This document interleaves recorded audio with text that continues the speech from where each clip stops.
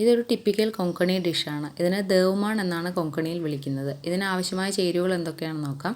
2 വലിയ ഉരുളക്കിഴങ്ങ് തൊലി കളഞ്ഞ് നീളത്തിൽ അരിഞ്ഞെടുത്തത്, ചേമ്പ്, പയർ, പാവയ്ക്ക, പച്ചമുളക്, പിന്നെ സ്റ്റാർ പുളി അഥവാ ആരംപുളി എന്നറിയപ്പെടുന്ന ഈ ഒരു പുളിയും.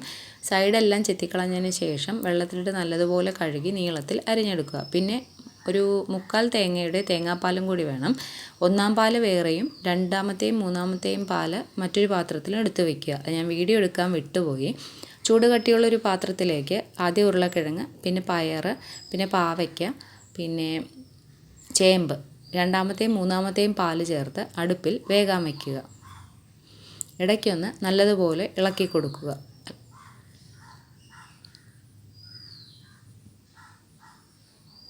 കഷ്ണങ്ങൾ പാതി വേവാകുമ്പോഴേക്കും അരിഞ്ഞു വെച്ചിരിക്കുന്ന സ്റ്റാർ പുളിയും പിന്നെ 8-10 പച്ചമുളക് എടുത്ത് വെച്ചിട്ടുള്ളത് അത് ചുവടെ ഒന്ന് കീറി നല്ല കഷ്ണങ്ങളിലേക്കിട്ട് ആവശ്യത്തിനുള്ള ഉപ്പും ഇട്ട് നല്ലതുപോലെ ഇളക്കി ഒന്നുകൂടി മൂടി വെച്ച് വേവിക്കുക.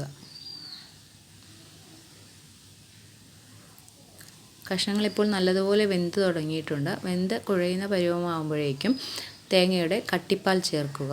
നല്ലതുപോലെ ഇളക്കിയതിന് ശേഷം നല്ല തിള വരാൻ പാടില്ല. സൈഡിൽ നിന്ന് തിള പൊട്ടി തുടങ്ങുമ്പോൾ തന്നെ ഗ്യാസ് ഓഫ് ചെയ്യുക. ഇതിലേക്ക് താളിക്കാൻ വേണ്ടി ചൂടായ ചീനച്ചട്ടിയിലേക്ക് കടുക്, കറിവേപ്പില, ജീരകം ഇവ ചേർത്ത് നല്ലതുപോലെ ഇളക്കിയതിന് ശേഷം കറിയിലേക്ക് ചേർത്ത് കൊടുക്കുക. ഇതിലേക്ക് കുറച്ച് കായപ്പൊടി, കുറച്ചധികം ആയാലും കുഴപ്പമില്ല, കായപ്പൊടിയും പച്ചവെളിച്ചെണ്ണയും ചേർത്ത് നല്ലതുപോലെ ഇളക്കുക. ടേസ്റ്റി ആയിട്ടുള്ള കൊങ്കണി ഡിഷ് ദേവ്മാണ് റെഡിയായിട്ട്.